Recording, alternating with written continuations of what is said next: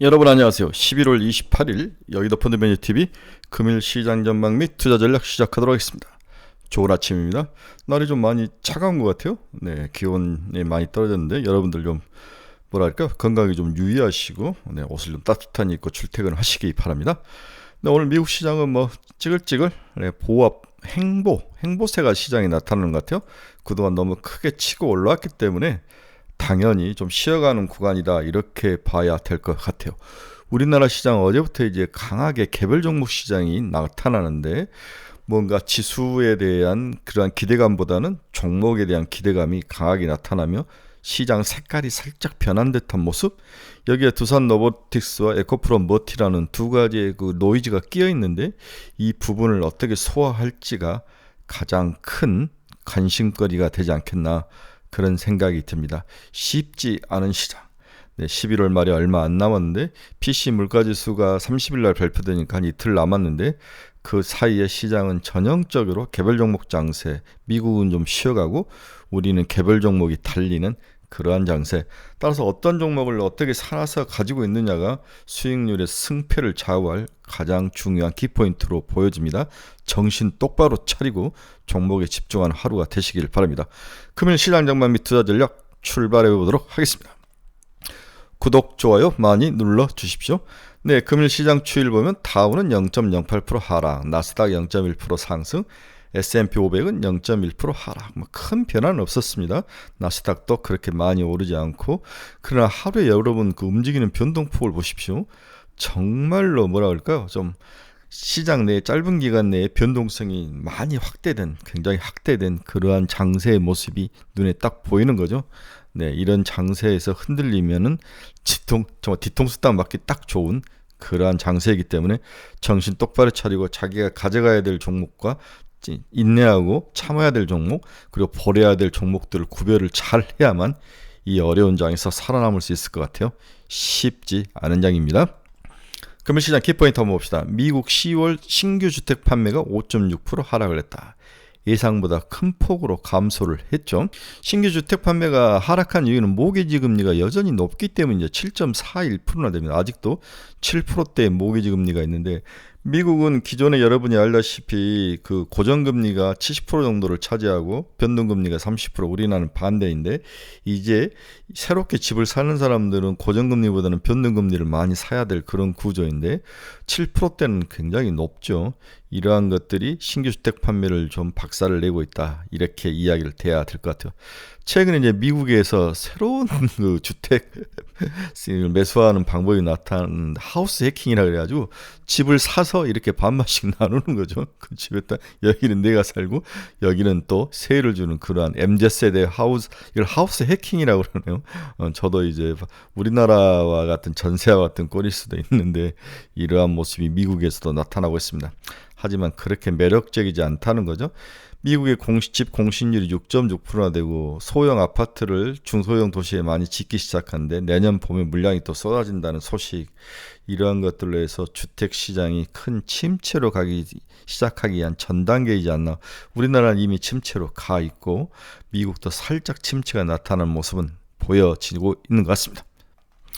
미국 5년 국채 입찰이 있었는데 응찰이 2.46배, 2년물 대비 수요가 강했다. 2년물의 수요가 아주 강하게 나타나면서 금리가 하락하는 모습이 나타났습니다. 오늘 미국 국채 금리 2년짜리를 보면 4.894, 네, 구자가 이제 깨졌네요. 6.5bp나 하락을 했습니다. 10년짜리는 4.386, 9.7bp 하락, 20년짜리도 9bp, 30년짜리도 8.5bp.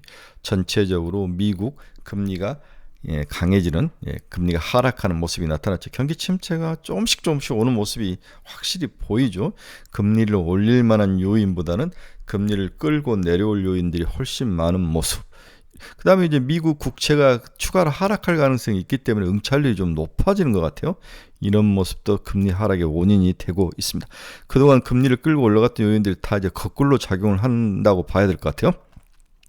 이유가 아마존이 아이로봇을 인수하기로 했는데 이 아이로봇이 세계적인 저 청소 로봇이지 않습니까? 이것을 반대를 하면서 아이로봇 주가가 박살이 났습니다. 19%까지 하락하는 모습이 나타나고 있는데 네, 재밌는 것 같아요. 우리나라는 뒤에서도 이야기했지만 지금 두산 로보틱스가 이제 치고 올라가는데 우리나라 아이로봇이 있는데 이게 어떻게 될지 봐야 될 것 같은데, 자, 로봇이 현재 시장에서 가장 핫한 주제 섹터 중에 하나인데 굉장히 차별화돼서 내부적으로 움직이는 게 가장 큰 특징인데 두산 로보틱스는 뒤에서 잠깐 다뤄지도록 하겠습니다. 머스크가 이스라엘에 방문을 하면서 네타냐후와 대화를 했는데 가자지구 대재건을 돕겠다. 이스라엘까지 방문을 했네요. 아이폰 제조사 폭스콘이 인도에서 약 15억 달러 투자를 예정을 하고 있다. 이제 아이폰이 인도로 가는데 우리 삼성전자에게는 굉장히 큰 위협이 되는 거죠. 네, 인도에서 중국 기업과 삼성전자가 아이폰을 제외하고 전투를 하고 있는데 삼성전자는 뺏길 확률이 높고 아이폰은 치고 올라올 확률이 높고 워낙에나 삼성전자에게는 모든 게 다 위기지 않나. 이 고급 스마트폰 시장을 뺏긴 이후에 나타나는 모습인데 참 어려움이 있는 것 같습니다. 미국 코메리카 은행 등 지역은행 세 곳이 대형은행에 인수될 가능성. 대형은행에 인수되는 것은 크게 두 가지죠. 이게 내부가 좀 나쁘거나 아니면 더 큰 은행으로 가기 위한 조건인데 그렇지 않으면 이 코메리카 은행 자체가 지역에서 중요한 어떤 상권을 쥐고 있다든지 부자 고객들을 쥐고 있다 이런 매력이 있어서 대형은행이 인수될 가능성 두 가지인데 후자인 것 같아요. 뭐 어려워서 문제가 있어서 대형은행이 인수되는 것보다는 이 지방은행 세 곳이 매력적인 면을 가지고 있다 이렇게 봐야 될 것 같은데 저는 이제 내용을 안 봐서 모르겠는데 그런 생각도 드는데 대형은행에서 인수될 가능성 혹시 첫째인가? 네, 지방은행에서 뭔가 문제가 좀 발생해서 대형은행에서 인수하려고 하는 건가 이런 생각도 듭니다. 테슬라가 스웨덴 정부 상대로 승소를 했어요. 왜 그러냐면 스웨덴에서 우체국과 이런 것들이 파업을 하니까 자동차 번호판을 전달을 못 해주는 거죠. 따라서 자기들이 직접 전달을 하겠다. 너희들 때문에 내가 장사에 피해를 봤다. 이렇게 하면서 이제 소송을 제기한 거죠. 핀란드 바르조가 3,990달러에 MR 헤드셋을 출시하겠다. 애플과 마이크로소프트와 경쟁을 하겠다. 바르조. 전 핀란드의 바르조라는 이름을 처음 들어봤는데 MR 헤드셋을 출시하는 기업이다. 이렇게 봐야 될 것 같아요. 3,990달러. 네, 내년에는 제가 지난주 토요일 날 제가 내년에는 MR 헤드셋이 시장을 이끌 가장 강력한 무기 중에 하나이다. 그렇죠? 그래서 여기에 관련돼 있는 AI 이런 3D 센싱 이런 것 기술 다음에 이제 디스플레이 후공정 이런 종목들이 시장에서 다시 한번 올라갈 가능성이 있다. 그래서 제가 애플 관련된 MR 헤드셋에 어떤 기업들이 연관되어 있는가를 쭉 펼쳐가지고 서프라이 체인을 저희 스터디 모임 때 이야기를 해줬는데 우리 스터디 모임에 참석한 친구들은 도움이 많이 됐었을 것 같아요. 미국 달러 추이를 보면 103.127까지 하락을 했죠. 달러가 약세인 모습을 보였습니다. 반대로 한국 원화 한번 볼까요?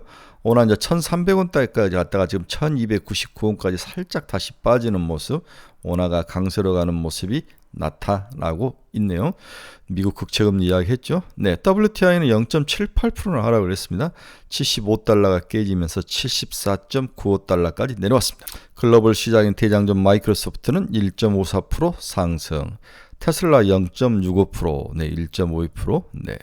다음에 엔비디아는 1.24. 엔비디아가 H100 다음 단계 높은 단계는 H200일 출시를 좀 연기했다는 소식은 있는데 엔비디아에 대해서 그렇게까지 걱정할 필요 없다. 중국에 대해서 이런 이야기들이 미국 IB를 중심으로 나오면서 다시 살짝 돌아서는 모습.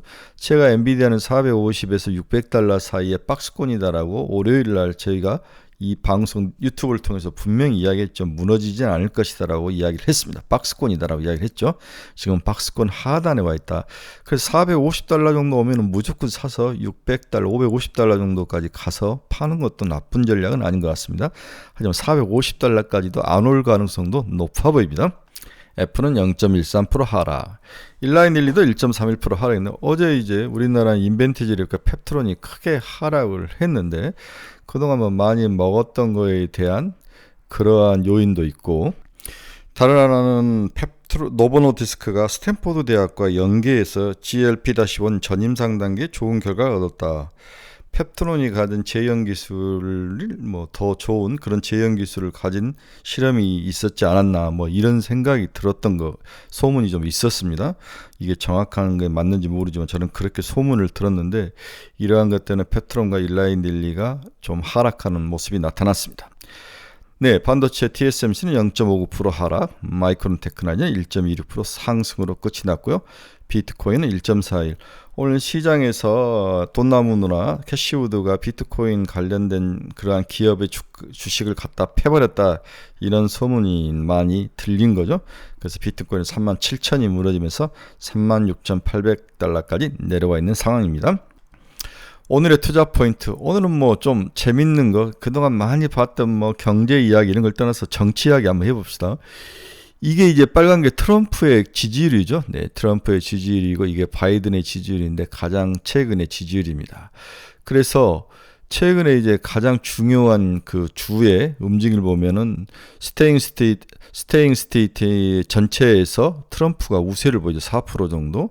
네바다만 바이든이 이기고 미시간은 동률이고 펜실바니아, 위스콘신, 노스캐롤라이나, 애리조나, 조지아 등 스윙 스테이트에서 트럼프가 이기는 4에서 5% 정도, 많은 데는 1, 2% 정도 협전을 벌이고 있는데 이게 과연 얼마나 유지될 수 있는지를 봐야 되겠지만 일단 트럼프가 우수한 상황을 보이고 있습니다. 그래서 트럼프의 2024년 슬로건가 Make America Great Again, 막아라고 그러는데 Make America Great Again 이거죠. 내용을 보면 중국 때려잡기, 미국 제일주의 이런 보호무역이 강하게 나타나고 있는 거죠. 네, 이러한 것들이 과연 어떻게 우리나라 시장에 보일지 한번 봐야 될 것 같은데 일단은 전부 다 부정적인 다 모두 바이든이 만든 거 다 파괴하고 축소하고 취소시키겠다 이런 내용인데 한번 보시기 바랍니다.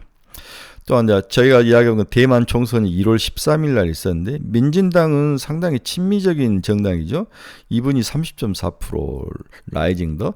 근데 국민당은 친중국계열이고 민중당은 이제 중립인데 이 두 후보가 서로 연합을 해서 이기기로 했는데 최근에 이제 민중당 후보와 국민당 후보가 각자 이제 단일화를 하지 않고 후보를 등록을 한 것 같아요.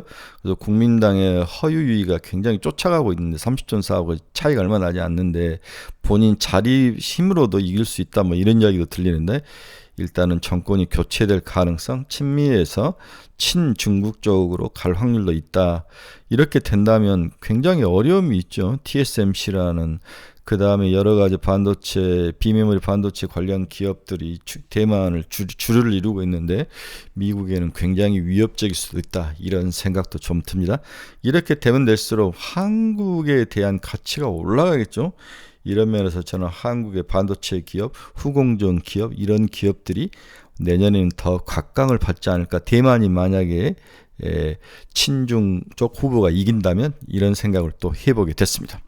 어제 이제 우리 시장에서 두 가지 노이즈가 컸죠. 두산 로보틱스하고 에코프로 머티인데 두산 로보틱스 시총이 드디어 5조까지 왔습니다. 5조 1920. 레인보 로보틱스가 3조 초반에서 비실비실한데 8만 원까지 올라왔죠. 그래서 저는 8만 원대에 올라와서 우리 친구들에게 30%는 팔아라. 9만 원 되면 또 30% 팔아. 10만 원 되면 다 털고 나와라. 이렇게 이야기 조언을 해드렸습니다. 지금도 그 조언 이해는 해드릴 말이 없는데 왜 올랐을까? 먼저 보면은 굉장히 외국인도 그렇지만 국내 기관들이 아주 그냥 거의 매일 사다시피 하는 거죠. 국내 기관들이라면은 연기금, 보험 이런 쪽인데 하루도 빠지 않고 계속 사는 그러한 모습이 나타나죠. 왜 사는 걸까? 이러한 그 의문을 가지고 있는데 전부 다 분석이 똑같은 거죠. 성장력이 좋고 로봇산업의 미래가 좋고 그중에서 가장 잘하는 기업이 두산 로보틱스이다. 이런 이야기를 하는 거죠. 왜냐하면 레인보우 로보틱스는 삼성과 연계되어 있기 때문에 뭔가 좀 한계가 있을 것 같고 아직도 실질적으로 뭔가 보여준 것은 없다. 이런 모습이 있는데 두산 로보틱스가 금리 인하 기대감에 정책 수혜주까지. 금리 인하에서 로봇이 가장 수혜를 많이 얻을 것이다. 내년에 가장 큰 성장력이 로봇에 있다. 그 다음에 정책까지도 밀고 있다. 이렇게 하면서 한 주간 20일에서 작년 한 주간 600억대를 외국인이 샀죠. 그 다음에 개인 우리 기관 투자가는 900억 가량을 순매수하는 놀라운 모습이 나타나고 있습니다. 그래서 새로 추가된 22개 판매 채널 중 17개가 북미 지역이고 돈이 될 만한 북미 지역 같은 퀄리티 있는 지역을 치고 들어간다는 이러한 생각들, 확장성에 대해서 사람들이 많은 페이버를 주고 있는 것 같아요. 3분기 매출액이 125억, 영업적자가 61억 원인데 이 부분이 곧 해결되면서 2025년에는 플러스로 돌아설 수 있을 것이다. 2024년에는 플러스 370억, 37억, 그 다음에 2025년에는 544억, 26년에는 1137억, 올해는 마이너스 79억.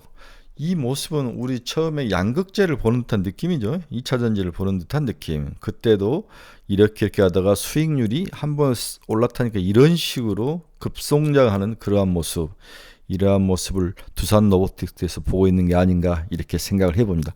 개인적으로 좀 과하다는 생각은 좀 듭니다. 반대로 레인보우 로보틱스는 23년에 8억, 24년에 9억, 25년에 15억. 영업이익 속도가 두산 로보틱스를 따라가지 못하죠. 이런 차이점들이 두 회사의 주가를 갈라놓은 게 아닐까, 저는 그렇게 판단을 하는 거죠. 두 번째 그러면 에코프로 머티인데 8조 5천억까지 올라왔어요. 이제 이 내용을 보면 물량이, 유통 물량이 전체 20%밖에 안 되는데 이미 이제 다 잠기고 15%밖에 안 남았다 뭐 이런 이야기도 하는데, 코스피 200에 편입될 가능성이 있다. 이 수급적인 측면을 많이 사람들이 이야기합니다. 코스피 200 지수 방법론을 보면 유가증권 시장 전체 보통조 심사 대상 종목 중 시총 상위 50위 이내에 들어오면 편입이 시키는데, 산업군별 비중, 유동성 등을 감안해 선정이 가능한다고 봅니다. 종목 교체일은, 종목 구성 교체일은 상장 이후 15매매 거래일 경과 후 첫 선물 만기일에 들어가는데, 지금은 일주일 거래가 된 거죠. 네, 7일간 거래가 돼서 앞으로 7일간이 더 있고 그 이후 첫 선물 거래 만기일에 들어가는데, 그렇다면은 동사는 일주일 향후 최종 14일간 거래를 되는 일주일간 동안 추가로 더 상승할 가능성이 높아 보인다. 이제는 어제 외국인까지도 45만 주까지 살 정도로 얼굴의 색깔을 바꾸는 거죠. 계속 팔다가 이제 매수로 돌아서는 이러한 모습이 시장의 색깔 변화를 가져왔던 것 같아요. 따라서 에코프로 모티는 제가 봐서는 추가로 상승할 가능성이 높아 보인다. 이미 추격 매수는 금하지만 이미 가지고 있는 분들은 끝까지 달려봐야죠. 이런 케이스는 우리가 과거 에코프로 모티를 전한 에코프로의 트라우마가 있기 때문에 죽더라도 타서 가야 된다. 이게 이제 제 생각이죠. 그렇습니다. 오늘 결론 한번 봅시다. 신규 상장주로 쏠린 수급 증시 자체의 뚜렷한 방향성이 부재하다 보니 최근 주목을 받고 있는 신규 상장주들로 수급이 쏠리는 모습이 나타났다. 어제 국내 증시 중 거래대금 1, 2종목은 에코프로 머티와 두산 로보틱스 두 종목이었다. 문제는 이러한 개별 종목에 향했던 수급이 종목 단위만 그치고 업종 테마로 확산이 안 되는 그런 모습이 나타나는 거죠. 두산 로보틱스가 속한 로보테마주는 마이너스 0.95% 하락했고, 에코프로 모티와 관련된 타이거 2차전지 테마도 마이너스 1.02 하락하는 등 부진이 뚜렷한 모습, 모멘텀 부재에 시가총액 상위 종목들도 대부분 부진한 모습을 보였다. 개별 종목만 올라갔다는 거죠. 그나마 반도체 업종이 선방하며 지수 낙폭을 제한해줬다. 코덱스 반도체 1.47, 소울 반도체 소부장 1.58, 대형주, 중소형주 모두 강세의 모습을 보였다. 반도체 업종 나쁘지 않았습니다. 한편 시장의 생성 AI, 온디바이스 AI 수혜주 찾기 노력은 계속되며 어제는 니노공업과 제주반도체 등이 수혜로 꼽히면서 동사의 주가가 올라가는 모습이 나타났죠. 네. 자, 굉장히 난이도가 의외로 높은 시장입니다. 저희가 지난주부터 계속 생성 AI 디바이스, 언디바이스 AI, HBM의 새로운 또 모습, 2차 주가 조정 후의 반등의 모습, 이런 것 기업들이 하나로 이렇게 섞여서 공동으로 분포가 되어 있는 그러한 종목들을 찾아야 되는데 쉽지는 않습니다. 그래서 오픈 엣지 테크놀로지 이런 기업들, 뭐 AD 테크놀로지, 그렇죠? 네, 이런 종목들이 막 날아가는데 이러한 종목들을 추격해서 쫓아가야 되느냐 이런 모습인데 저는 개인적으로는 쫓아가야 되죠. 좀 시장에서 많이 회자되는 종목들은 여러분들이 좀 판단을 해서 쫓아가야 되는 게 아닌가. 그래서 지금은 지수는 버리고 AI, 디바이스 온 AI, 생성 AI 이런 쪽들, 그 다음에 HBM 중에서 조정을 많이 받았던 종목들 중으로 유출로 해서 좀 쫓아가야 되는 것 같다. 이런 생각에 대해서는 변함이 없습니다.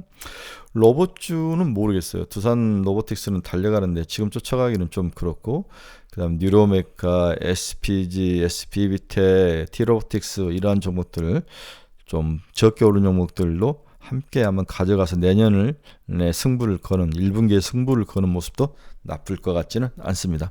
어려운 장입니다. 여러분들께서 정신 똑바로 차리시고 개별 종목에 좀 집중해서 투자를 하는 그러한 집중도가 높은 그러한 투자 전략을 구사를 하시기를 간절히 바라봅니다.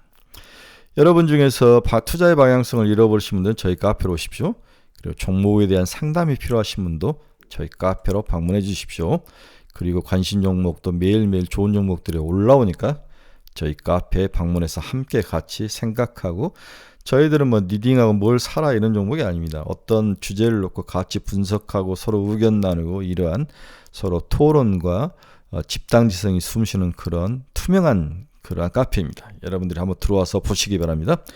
네, 여러분 오늘 고생하셨습니다. 날씨가 추우니까 건강 유의하시고 내일 뵙도록 하겠습니다. 여러분 감사합니다.